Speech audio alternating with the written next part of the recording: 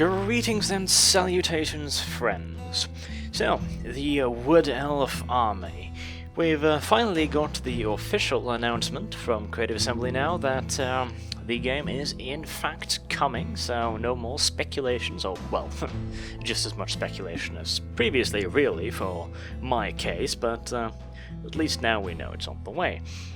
Now, I'll continue to do the lore videos for the factions that have not been announced, simply because it appears that Creative Assembly wants to be adding a lot of factions, really. If they actually stick to doing 4 factions per standalone expansion, they'll have covered pretty much anything by the end of it, so for the moment I'll just keep doing my thing with the lore videos.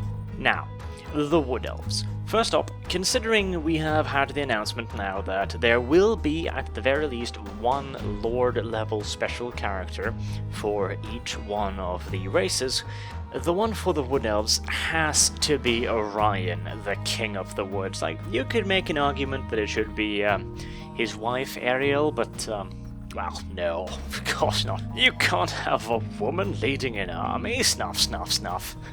That's preposterous. Absolutely silly, so no, it's got to be Orion. Plus, Orion's awesome. I mean, he is a pretty damn cool character in tabletop as well. His biggest problem is the fact that for a special character that weighs in at 600 bleeding points, he's very, very fragile. He's toughness 5 with a +5 ward save, which means that he can survive some hits, yes, but cannonballs will deal with him very nicely, and any kind of big anti-hero unit is probably going to have a field day with him. But on the other hand, he comes with his magical special Spear of Efunus that acts like a bloody bolt thrower, so he is an absolute monster for any horde army to deal with, as he'll be cutting down 6-7 models every goddamn shooting phase. He's also unbreakable and frenzy, and he regenerates wounds, so yeah, he's a bit of a beast. And he really exemplifies the Wood Elves army. He's fast, he's really damn hard hitting, he's got good shooting, but if he gets bogged down, he's gonna become Orion, the King of the Compost Heap, very, very quickly. As for the rest of the slightly less ridiculous characters, we start out with the good old-fashioned Glade Lord, which is your generic combat lord for the Wood Elves. He's certainly not a complete slouch in melee, but he's gonna have a fair bit of trouble dealing with dedicated combat lord. But he does come with leadership 10, so he is a wonderful general, and he can be kitted out with something that's quite rare for most special characters of this level. He has magical arrows and even a magical bow. A particularly gay little ability is a magical item named the Arrow of Kernus, which allows you to deal an automatic strength 3 hit on your opponent's general if they are within 36 inches of a character equipped with the arrow, and if they have a line of sight. Now, a single strength 3 hit is not going to kill most lords, but god damn is it annoying, to say the absolute least. And it might just kill off a wizard lore if you're not careful, which is extremely painful. However, unusually enough, the Glade Lord is not actually your primary hero, really. He's not your primary commander in a Wood Elf army, because he is just not that good at commanding the Wood Elf. He has great command, leadership 10, but he doesn't add enough to your play style to really be worth the cost. You're better off with a Spellweaver, which is a level 4 wizard weighing in at 220 points, which is pretty damn stiff, but she has access to a pretty damn good selection of magic, or in fact pretty much all types of magics, including dark and high magic. And the most important part of all is perhaps that she has access to the lore of life and beasts, which can really, really help out the Wood Elves because of their wide range of buff spells, and many of them are terrain dependent. And the Wood Elves, they get a free forest, so they get to place a forest-type terrain somewhere on the battlefield before the fight begins, allowing them to hide in it or even use it as an offensive weapon. They used to have a really interesting spell that made the wood basically walk, It's just moved for a movement phase, and you could use this to move into an enemy unit and then cast a spell on it that made the woods come alive and start beating the shit out of the enemy unit inside of it. Hilarious, although slightly unbalanced. Nevertheless, the Spellweaver should be your primary commander simply because she adds so much versatility and extra oomph to your army, though, of course, being a mage and being that expensive, you want to be damn sure to keep her a heck of a long way away from any enemy heroes or heavy artillery. Next we've got the Treeman Ancient.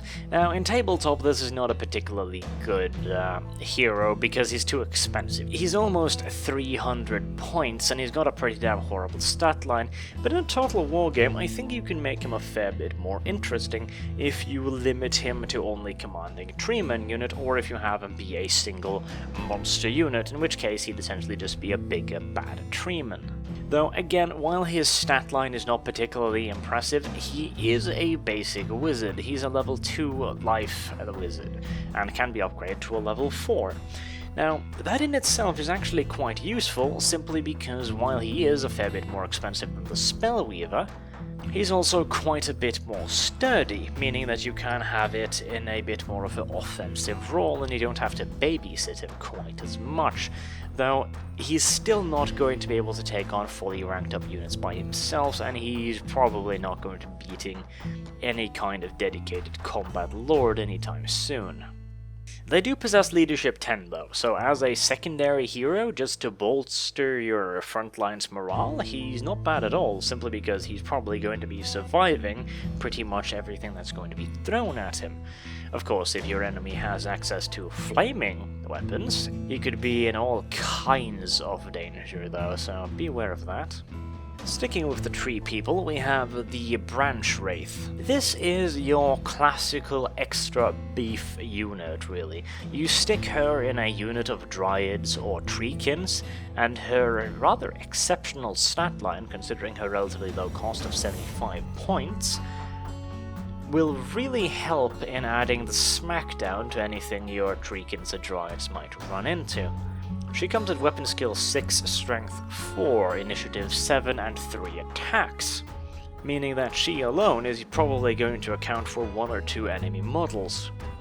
And with the rest of the Treekin or Dryad unit weighing in behind her, she's a pretty goddamn good shock unit. And she is also a level 1 Lore of Life wizard, which means she's essentially a walking buff. She can buff herself and the units to absolutely ludicrous levels, to the point where they will be able to break pretty much anything in a straight-up combat. Back onto the Elves, we have your bog standard champion character, the Glade Captain. Now, this is a rather effective little hero for adding into your units of Glade Guards. He'll add quite a bit of fightiness to your Elves, which is imperative because your Elves need to be breaking the enemy quickly.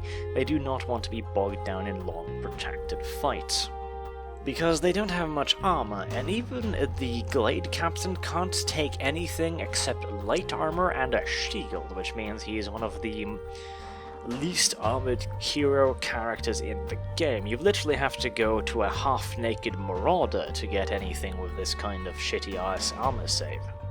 But that's not necessarily a bad thing. Like I said, the Wood Elf army relies on hitting hard, fast, and breaking the enemy quickly, rather than prolonged combat, so, well, if he's not going to be hit back all that much, the lack of armor doesn't really hurt him to that extent. However, I personally prefer the Shadow Dancer. Now, this is a War Dancer character. The War Dancers are essentially a ritualistic troupe of elves.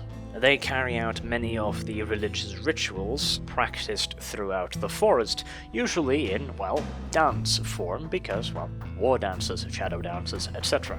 But they're also pretty damn good in a fight. They're pretty damn expensive, but they have ludicrously high weapon skill, high initiative to the point where they pretty much always strikes first, and many of them actually have the always strikes first special rule.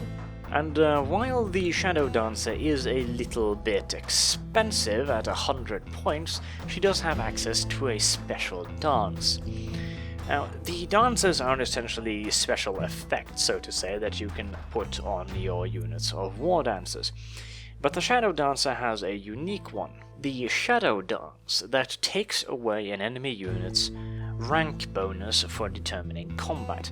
Now, this will require a little bit of explanation. In tabletop, when you're determining who actually won a fight, you add up the casualties inflicted on both sides, you add up whether or not there is a special character in the unit, you add up whether there's some standard bearer or some other bonus to combat resolution, and you add in the rank bonus. So you get 1+ to your combat resolution for each rank in your unit up to a maximum of 3. Now, considering in most fights the combat resolution will be somewhere along the lines of 5 or 6, total, that +3 from a fully ranked up unit is a pretty damn huge deal. And when the Shadow Dancers can actually take that away, especially against armies like the Skaven who rely upon their rank bonus to keep them in the fight, it can be absolutely devastating when properly executed. And then you've got, in my opinion, the coolest little hero, the Waystalker. Essentially, this guy is the Warhammer's version of Legolas. He comes with a ballistic skill of 7, which means that, well, he doesn't miss much, and has the ability to take a special weapon. Most often this will be the Bow of Loren, which allows him to fire 2 shots every shooting phase instead of 1, and they both ignore armor. Now, the ignore armor part is not because they're longbows and they simply pierce the armor, it's because the Wood Elves are so goddamn good at shooting that they completely bypass the armor by shooting through visor slits or in weak points. So even fully armored Empire Knights are by no means safe from the arrows of the Wood Elves. And you can buff him either further with some of the spells from the Lore of Life and Beasts that will eventually give him 5 shots per firing turn. So essentially, if you manage to buff this guy up, he turns into a bit of a machine gun. And by Elven hero standards, he's not particularly expensive, though by normal hero standards. He is quite expensive at 115 points of the Bow of Loren, but nevertheless, he can do some real damage to enemy units. Last of the Wood Elves heroes, we have the spell Singer, which is essentially a slightly smaller version of the spell Weaver. She comes as a level 1 wizard standard and can be upgraded to level 2 for a fairly low points cost, and as such you can have quite a few of them, which is very, very nice indeed, because in a Wood Elves army, like I said, you need all the buffs you can really get, because you need to stack the odds as much in your favor as humanly possible, because you're most likely going to be outnumbered and you can't afford to get bogged down. Moving on to the core units, we'll start out with the basic Wood Elf unit, the Glade Guard. The Glade Guard are relatively expensive for a standard unit, coming at 12 points, but they do have a ballistic skill of 4 and armor-piercing longbows, so they're probably worth it. And they do have access to some magical arrows. And speaking of magical arrows, I should probably touch upon exactly what those are. You have 6 types, the first of which is the Arcane Bodkin Arrow, which adds 5 points to the cost of every single model, which is stiff to say the least, but it gives the unit an armor penetration of 3, which means that you essentially take the exquisite plate armor of a knight and turn it into medium armor, which is pretty goddamn powerful. So while they're certainly not something you'd want to put on the entirety of your army, because just for 2 of these Bodkin arrows, you essentially can have just another archer instead, they're definitely useful to have one specialized anti-armor unit. The next one is the Hagbane Tips, which is 3 points per model, so a fair bit more lenient on the points cost, and they confer poison attacks, which is pretty damn good because it allows you to reroll your wounds, which is essential in an army that needs to do as much damage as humanly possible, or, well, elvishly possible, before the enemy gets within stomping range. The next one is the True Flight Arrow, which is also 3 points and essentially eliminates the penalty for, well, anything you do while shooting. So while you've got these arrows equipped, your unit can move and shoot, which is pretty goddamn powerful. Now, grant you, One Elf's units can already move and shoot, but at a much reduced accuracy. Essentially, they're skirmishing backwards in a guerrilla style while firing their bows. They're not going to have as much time to aim, and so the arrow fire is going to be a fair bit less accurate. But with these arrows, they can pull back at full speed while still firing and hitting. Now, as to how you would actually implement moving and firing in a Total War game, I'm not entirely sure, because that could be unfathomably annoying. Can you imagine fighting an entire army of archers that are running away from you while shooting you? Oh, hell no. Just from the sheer frustration factor, I probably think that that's gonna have to be a no-go, because Jesus Christ, would that be horrible. Moving on from that particular nightmare, we have the Moonfire Arrows at 4 points per model. They work like flaming weapons, essentially, but in addition they give a 1+2 wound versus Forces of Order, so good guys. The Empire, Bretonnia, High Elves, Dwarves, that kind of stuff. So they might be worth a look against those particular factions, but in most cases Hagbane tips with poison is just better, because 1+2 wound, okay, that's kind of cool, but I kind of prefer the turning every 6s into automatic wounds from poison. So it would depend on their implementation. Like, if Moonfire Arrows simply just hit more against, good guys' armies, then in a Total War game that might be pretty damn good.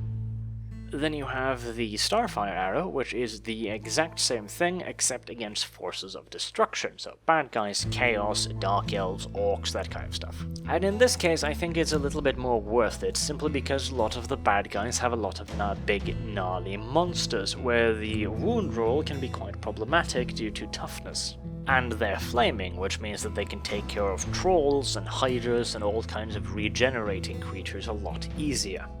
The last one is the Swift Shiver Shard, which has 4 points per model and confers multiple shots, so your Glade Guard gets to shoot twice instead of once. In my personal opinion, this is probably your best arrow, simply because for 4 points, which is less than half of another Glade Guard, you get to shoot again, which essentially means that you've doubled your unit's firepower for half the cost. Which means you have the quite amusing option of filling your army up with tons of Swift Shiver Shard Glade Guards that will rain all manner of pointy spiky ass death onto your enemies. And since they're also armor piercing, they are an absolute nightmare to deal with, especially for poor people like myself who primarily play Skavens. Oh, good gracious god, I hate these things. And they are the primary reason while in most cases I take 2, maybe 3 blocks of Skaven slaves to each shooting.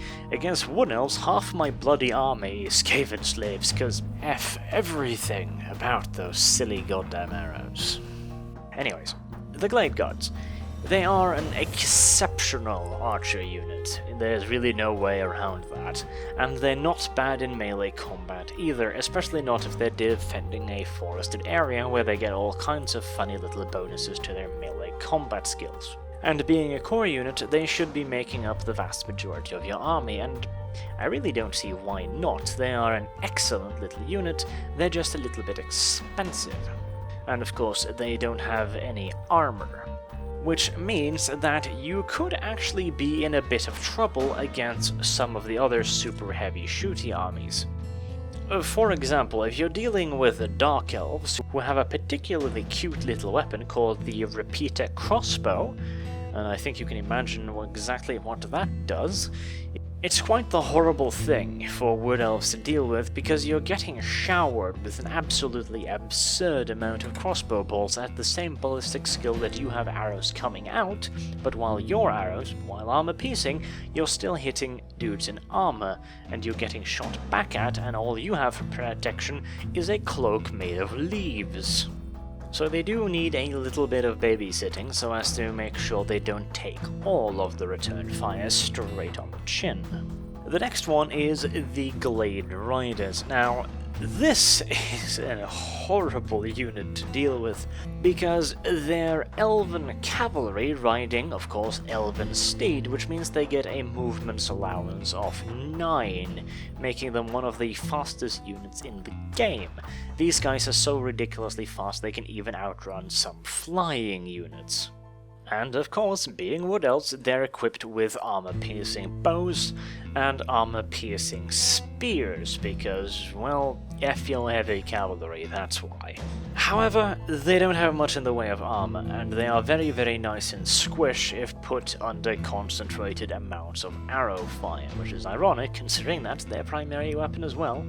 But they're an absolutely devastating unit, or it has the potential to be at the very least. Like many units within the Wood Elf army, the Glade Riders require quite a bit of babysitting to keep them safe until you can unleash them in what is just a really horrifying charge. But Kurnus and Isha help you if you let them get bogged down, because they are going to go away very, very quickly indeed. And while Bretonnian knights might rely on their heavy armor and shields to survive the original charge and then disengage the charge again, your Glade Riders are probably not going to be so lucky. They're more than quick and agile enough to disengage relatively safely, but now they're unarmored targets at very close range, moving away from your archers in a straight line, which is going to be extremely painful for them. So you really do rely, even more so than Bretonnia, to actually break whatever you're charging with the Glade Guards. Then you have the Eternal Guard. The Eternal Guard are the spearmen unit of the Wood Elves army. They don't have access to bows like the Glade Guards, but they do have access to those special fancy-ass elven spears that confer armor piercing. And they have at least some armor at a 5+ armor save, and they can have shields, which makes them a fair bit more durable than your average Glade Guard unit, though they're still not exactly a tank unit by any means. But they are elven spearmen, so they fight in 2 ranks, they're stubborn, hard to break, and always strikes first, which means that even if you win the combat against the Eternal Guards, you're going to bleed for it. And while I certainly wouldn't advise building your army primarily around spear-armed elves, you could do it, though you are going to suffer quite heavily under enemy ranged attacks. Though having a few of them is certainly a pretty damn good idea, because you need something for your archers to actually pull back behind, and to protect them from, enemy cavalry, that kind of stuff, because while the Glade Guards might be able to put down a fairly punishing barrage, they're probably not going to be able to stop a full unit of cavalry before they get within bashing range. And depending on the unit of cavalry, that can be utterly disastrous. If a unit of orc boar boys manages to get loose in the middle of your army, you are going to have a lot of problems getting them back out again. Last of the core units, you have the Dryads. The Dryads are essentially shock troops. And being essentially magical creatures, they have a ward save. It's not much, it's a 6+, so they'd probably be better off with an armor save, which they don't have, but still, it's something. They've got a reasonable stat line, although in current tabletop they're not as good as they perhaps should be. In Total War, however, they should work as a shock unit. Now, as for numbers, Eternal Guards, Glade Guards, standard infantry sizes of 120, Glade Riders, standard light cavalry size of about 80. Dryads, however, are one of the few monstrous infantry that I think should come in a full 120 unit, because they're pretty damn good. Like, they're the equal of an elf in most cases when it comes to melee, except they have 2 attack, so they're a fair bit better as a shock unit and should have a higher attacking game. But the lack of armor and only the small ward save means that they are extremely vulnerable to massed fire, which is why they really do need the numbers, because a lot of the droids are going to die before they get stuck in. So limiting the unit to 30-60 models seems counterproductive. But they do fill an important role within the Wood Elf army. If your Glade Guards is your primary DPS, so to say, and your Eternal Guard is your primary holding unit, then the Glade Riders and the Dryads are your counterattack. They are the shock units you will use to crush the enemy once you've weakened him. Moving on to the juicy part of the Wood Elves army list, as with most Elven lists, is the special units, where we start out with the Deepwood Scouts. They cost only a single point more than your standard Glade Guards at 13 points a pop, and well, they're essentially Glade Guard in most cases, except they are able to skirmish, and they can also take magical arrows. Now, in a total wargame, I'd really like to see these guys buffed up a little bit. Give them a little bit more of an accuracy boost, give them a little bit more ranged damage, allow them to do guerrilla deployment, that kind of stuff, and make them a relatively small unit. Give them about 60 members, circa-ish, half the standard size, but with a much higher accuracy. Essentially, they are the finest skirmishing unit in the game, perhaps. When equipped with magical arrows, they'll probably out-skirmish pretty much any other army, and they're fast enough to get the hell out of dodge, although being only 60 strong, you need to keep them within supporting range of at least a unit of Glade Riders, just to scare off enemy light cavalry, because if the enemy sends light cavalry after your Deepwood Scouts and you've got them guarded by a unit of Glade Riders, well, the Glade Riders will beat pretty much any other light cavalry in a straight-up fight. So your enemy really has no choice but to eat the firepower and slowly make his way forward towards your main army. They can also of course be excellent war machine killers, because if you have them deployed in a nice secret place a little bit away from your army, they can sneak into the enemy's backs and do all kinds of horrible things to the war machine crew. Next up we have the Sisters of the Thorn. If the Wild Riders are your classical light cavalry chargers that throw themselves at the enemy in a wild abandon and kill and get killed in a blaze of glory and guts, the Sisters of the Thorn are considerably more subtle, and one could probably argue a wee bit more intelligent as well.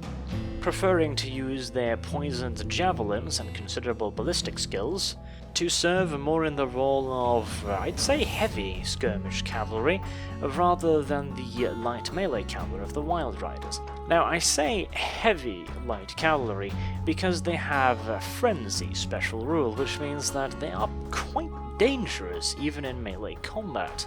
And if they're allowed to get off a couple of volleys of poisoned javelins first, they can probably take on pretty much any light cavalry unit in the old world. But again, no armor pretty much whatsoever and no shields, so you really have to rely upon your speed and babysitting them a bit to actually get the most out of them, because if they get caught in a couple of proper volleys by enemy archers, you're going to lose a lot of them very, very quickly. And they make a wonderful retinue for a mounted spell singer or spell weaver, simply because they're not going to be charging off into melee combat anytime soon. Another pretty damn good combat unit in the glass cannon category, we have the War Dancers. The War Dancers are relatively expensive at 15 points per model, with only toughness 3 and still no armor, though they do get a +6 ward save. In this case, the ward save is there not because they're magical, but because they're dancing around like crazy people and they're pretty damn hard to actually hit. and they have a couple of special war dances. The first gives the unit armor piercing and killing blow, which is quite handy should you be dealing with heavy cavalry, ogres, or other kinds of monstrous units. And the other one gives you +1 attack, which is also not bad at all, as it'll give you a final tally of 3 attacks per model. This unit really is your archetypical glass cannon. You need to be hiding them behind your main line of units. You can only send these guys out when it's safe and when you know they can't get shot to pieces. Because while they hit pretty damn hard, again they're gonna get bogged down really easily, and they don't take kindly to getting shot at all. Which brings me to a little bit of a hard question when it comes to them. What kind of numbers should the war dancers come in? Well, they're pretty damn powerful, so 60 sounds about right, but on the other hand, they are so redonkulously fragile that 120 sounds more correct, just because then at least they can survive some hits. But in the end, I think I'm gonna have to go with 60, simply because they should be really easy to take out with ranged firepower, and they should require quite a lot of planning and forethought to actually get the most out of them, in which case you'll be shielding them from the vast majority of incoming ouchies, and should allow them to still be effective in combat as long as you've managed to keep the unit relatively intact. So yeah, I think I'm gonna end on 60 for that unit. And while they're not the dedicated anti-monster unit of the Wood Elves army, they do deal with large numbers of enemy infantry and basic units very easily. Now, the dedicated anti-big guy unit of the Wood Elves army is undoubtedly the Wild Riders of Kernus. These are essentially elves that have been possessed by just the tiniest fragments of the elf god of the hunt, Kernus, and while they are still ridiculously fragile, having next to no armor nor shields, they are absurdly fast on their elven steeds, and they hit like a ton of bricks. Though they are also ludicrously expensive at weapon skill of 5, strength 4, but only toughness of 3. But the really big thing is the fact that they attack 3 times, which means they're essentially a frenzy unit. And of course, the horses themselves also attack, which means that they pump out an absolutely absurd amount of attacks, and they do have armor piercing because of their special spears. Now again, fragile unit, so you shouldn't be charging them into a unit of enemy monsters alone. They should be, again, your finishing unit. You tie down an enemy unit of ogres, for example, with your Eternal Guard spearmen, which should be able to hold them for at least a little bit, and then you hit them in the flanks or the rear with the Wild Riders of Kernus and butcher an absolute ton of them right off the bat. This should then hopefully cause the unit to flee, being caught between armor-piercing spears to the front and armor-piercing spears wielded by madmen to the back.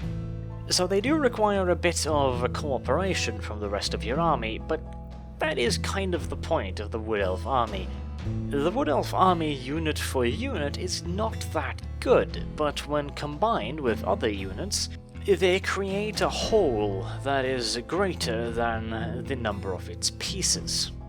Another unit that works pretty well against the big scary things are the Wildwood Rangers.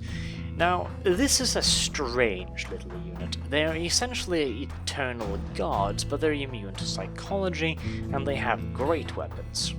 But they're still elves, which means that they go squish really loudly and really quickly. So having them fight monsters in a straight-up fight on foot seems ridiculous. But this is where their special rule comes in.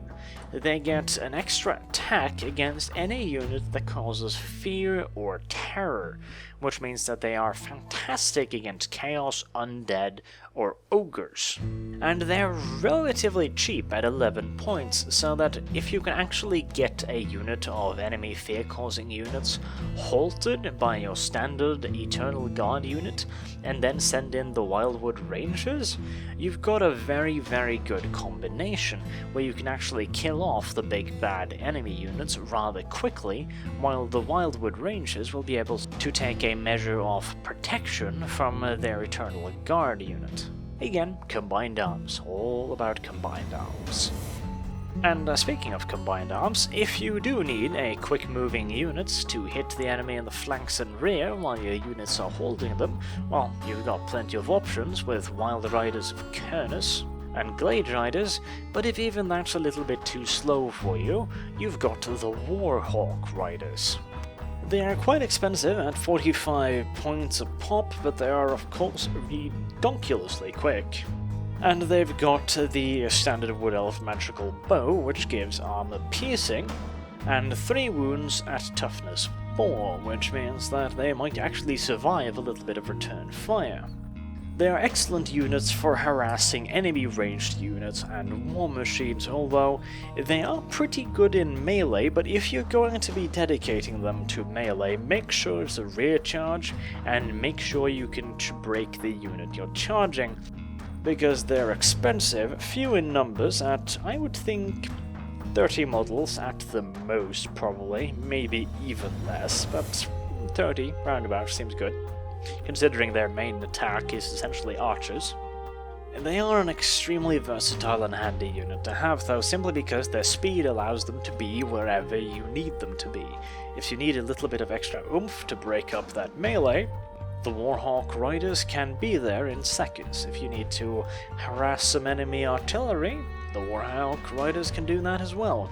If you need to piss off some light cavalry by chasing them around with something that they can't possibly goddamn catch, the Warhawk Riders are again your perfect answer. Last of the special units is the Treekin. The Treekin are essentially smaller treemen, and while their unit size is somewhat limited due to the fact that they're quite expensive, they are a perfect unit to add a little bit of melee whack to your Wood Elf army, as you can essentially compare them to trolls.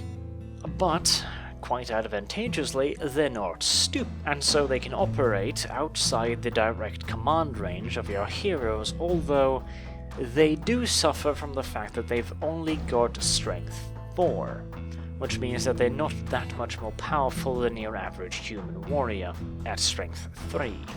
But they are quite tough at toughness 5 and 3 wounds and 3 attacks, meaning that they are an exceptional unit for taking on large units of enemy hordes that are using one-handed weapons and a shield perhaps, or spears.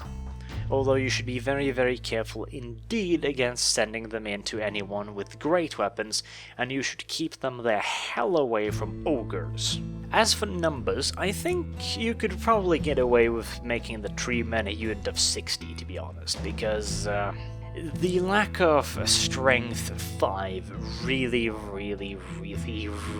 hurts them. They're essentially just ogres at that point, so I think maybe you could get away with a unit of 60. Their high toughness might make them overpowered at 60 if you use them as a meat shield, just string them out in front of your army and use them to eat arrows, but I'm not sure about this one. They should probably be somewhere between 30 and 60, but I'm not entirely sure. I think I'm leaning towards 60 simply because you want them to be a relatively large unit, considering they're not that powerful, but yeah, I'm not entirely sure about that one. And of course, being treemen, they are extremely vulnerable to fire, so yeah, look out for that. Moving on to the rare units, we might as well start out with the big brother of the Treekin, the Treeman. The Treeman is a pretty damn interesting unit because it adds a lot of toughness to your Wood Elf army. It's not that feisty, although it's by no means a slouch. It has 5 attacks at weapon skill 6, strength 5, so it's a pretty damn good unit, but its biggest plus is the toughness of 6 and the 5 wounds, plus a very, very, very rare indeed armor save of 3+ due to its thick bark skin. Now, these I would think should actually come in units of 5 to 10. Probably 10, because their primary role really is to be tanks. And the reason for this is that while they hit really, really hard, they have really low initiative. They're big, slow trees. So if they get charged by a dedicated anti-big guy unit, odds are a lot of them are going to die very, very quickly, which is going to reduce the amount of damage they can actually pump out in return. And as such, they are kind of a vulnerable unit, but on the other hand, they are your only tanking unit. And it's also more than capable of brawling with other big-ass monsters, although be very, very, very careful indeed about sending them into combat against any monster with a lot of strength. Ogres with great weapons, for example, are very dangerous indeed. And of course, again, being tree men, they burn absolutely wonderfully, so keep them the hell away from anything that looks like it might be able to breathe fire. Then we've got the Great Eagle. Now, the Great Eagle has much in common with the Warhawk Riders, except, it's larger. But of course, they don't have elves riding on their backs. And as such, they don't have any shooting attacks, because the Wood Elves still have not quite managed to teach an eagle how to use a bow, sadly. They do have, however, a little bit more of an oomph in melee combat, as they're, bigger and nastier.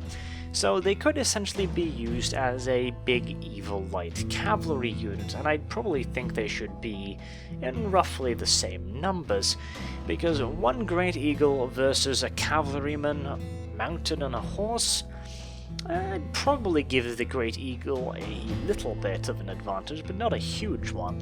It depends on how they want to implement flying units. Like, if they want to implement them so that they essentially fly and then land essentially and enter melee combat, then I'd say you should have about 80 of them. If they're going to give them some kind of swooping attack or something along those lines, which is going to make it a lot harder for light cavalry to fight back, then cut them down to about 40 or so.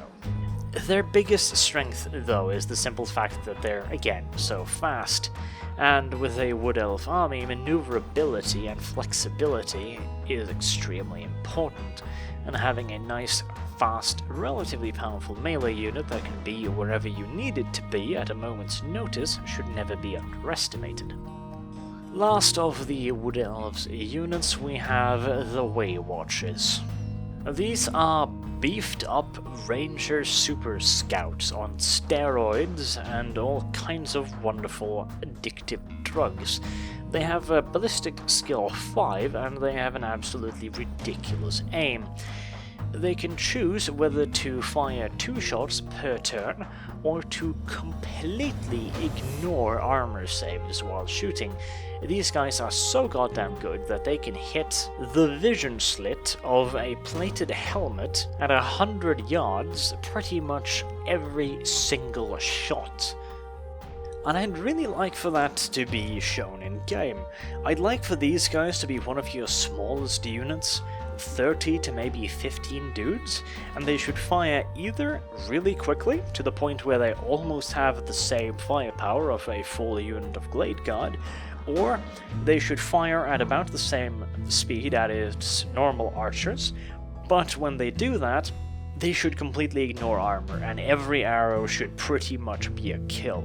And they should be extremely limited. You should have like 1 of these per army, and for the rest of the units, you don't need that. You can have as many treemen as you want, you can have as many Great Eagles as you want, you can have as many treekin or dryades as you want, because there's plenty of them in the forests of Loren. And really, an army made up purely of 1 or 2 of these types of units is going to be weaker than an army of combined arms, so I don't see a reason to limit them. but the Waywashers should be really good at what they do. And as such, if you want a unit to be fantastic, you've got to limit it in some way. So 1 or 2 per army, 15, 30 models, something along those lines. Probably 15. And they would be a really cool sniper unit. You just have 15 of these guys and they're just picking the enemy off, 1 dude per shot. It would be kinda cool. Of course, you're gonna have to probably use 2 shots on, heavy cavalry and important units, and 3 or 4 on monsters, just to not make them completely and ridiculously overpowered, naturally, but still, they could be a really cool unit. As for the army composition itself, being a Wood Elves army, you of course want primary shooting creatures, but with all of the new melee units, like the Eternal Guard, the Dryads, the Treekin, and all of the extremely fast and powerful light cavalry, you can sneak away with making a full-on melee Wood Elf army, but it is going to require quite a lot of micromanagement and babysitting. Still, it would be very rewarding to actually pull it off. Well, that's been it for my army video on the Wood Elves. Next up is the Dwarves, the beloved little bearded stunties. I have been Arch. Thank you very much for watching, hope to see you soon, and have a good day.